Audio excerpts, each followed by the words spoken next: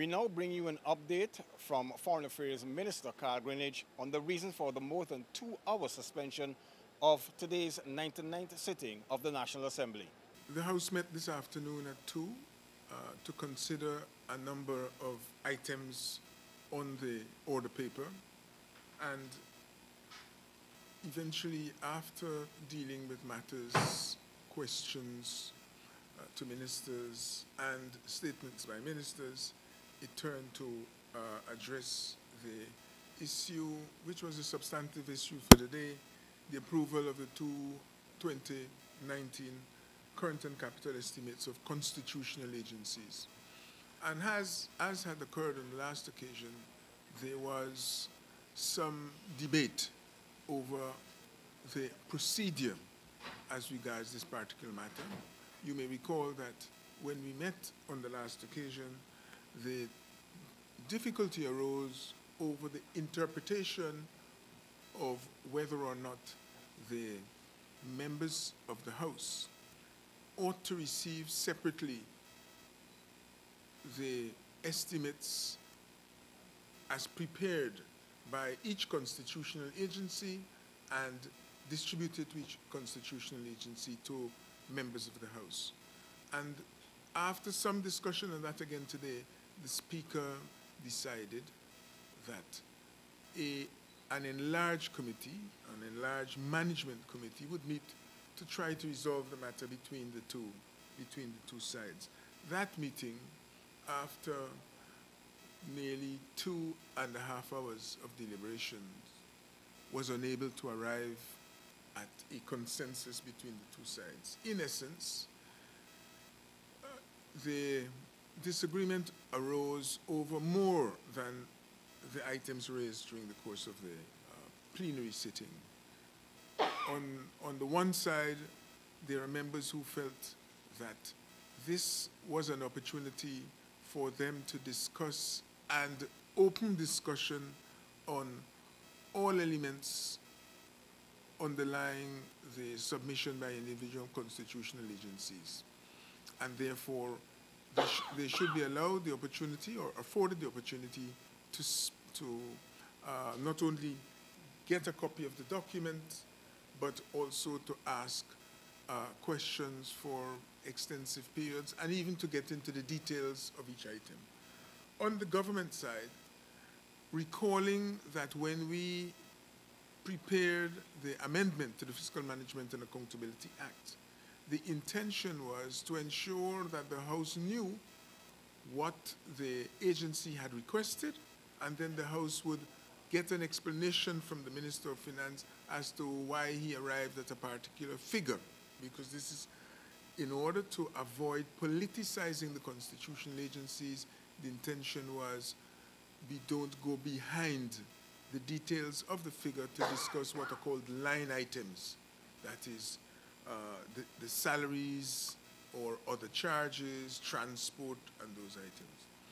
And the government held its ground in that regard, saying that they were willing to work with the opposition in ensuring or encouraging the National Assembly and the CARC to distribute the document in soft copy, and if anyone wanted a hard copy, they would make available what they could. The fact is, of course, that a considerable volume of documents are involved, and therefore those documents could not all be reproduced today for purposes of distribution to the entire opposition side. We offered, therefore, to make available or to ask the Speaker and the Clerk to try and ensure as many copies as could be made available. Immediately available, I believe, were electronic copies plus 3 or more copies but not for all 30 odd members. For its part, on the PPP side, at one stage they agreed to accept the soft copies and to ascertain which members wanted hard copies. But eventually on that side, there was an insistence that everybody must get a copy, and they wanted some period, 2 or 3 days, to look at the numbers. I think the reality is this.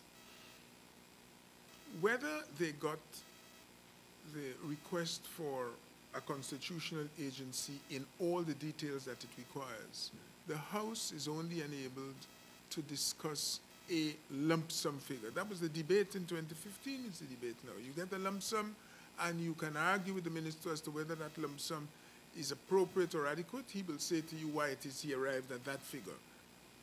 Usually he will say or provide an explanation that says, last year they got 200 million, this year we're giving them what we can afford, and that 200 million is, has been supplemented by a 10% or a 3% or a 4% increase. I believe from the opposition side, they find it more helpful for an arrangement where they can say, but the minister cut the agency's vote by 200 million or by 20 million or by 15%. And that, of course, strikes a great more political resonance, when in fact, the amount approved in any one year in almost every agency's case was more than the preceding year. But you go to the public, you go to the press and say, the ministry cut the vote. The ministry, in fact, the Ministry of Finance, did not cut the vote. It approved more than had been approved or spent in the previous year. But that is not a very attractive political message. And this struggle, let me put it that way, turns upon that, an attempt to make political capital out of the constitutional agencies and the allocations to the constitutional agencies. The government is saying we are not opposed to having the information as required in the Fiscal Management and Accountability Amendment Act provided to the other side. The Speaker and the Clerk of the House, having on the last occasion had it clarified that these were to be made available to everyone, were prepared to make it available in soft copies, and I believe by the time we reconvene again, it will be available to all members in soft copies, but there will not be enough time to make hard copies for all members of the House. So we are going to the plenary to make a decision on that, because you have, in a sense, two different proposals likely to be put to the House, since the committee, which would normally resolve these problems by itself and then recommend to the House, the committee has not been able to arrive at an agreement. So the matter will be put to the House, and presumably the government, which carries a majority in the House, will be able to have its way, which is that soft copies will be made available to everyone. Members will have an opportunity to comment as the standing orders permits, to comment on the allocation and to ask for the reason why the allocation requested by the agency hasn't been approved, and then there will be a vote on each of those items. So what perhaps should have been completed by 5 o'clock will now take us on to 9 or perhaps 10 or sometime into the night. And that is what makes some MPs and some political parties very happy. They get an opportunity to stand in front of the cameras in plenary for longer than they otherwise would. It makes absolutely no difference to whether or not the amount allocated by the Minister of Finance is changed, because they are not in a position to change the totals.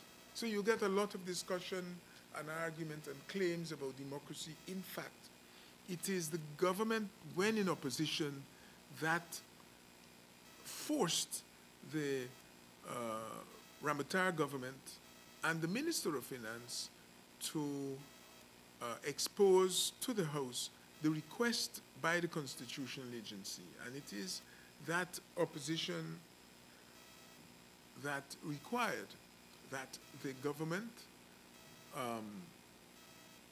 provide information, and the scope for discussion remains.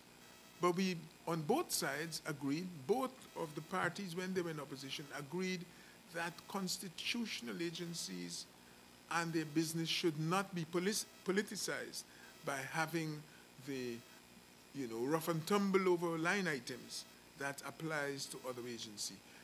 It doesn't mean, of course, that constitutional agencies are not held to any standards. The Auditor General, Public Accounts Committee, and the Ministry of Finance are there to ensure that the spending takes place in accordance with the rules that have been approved, and that at the end of the year, they account for the monies that have been allocated to them.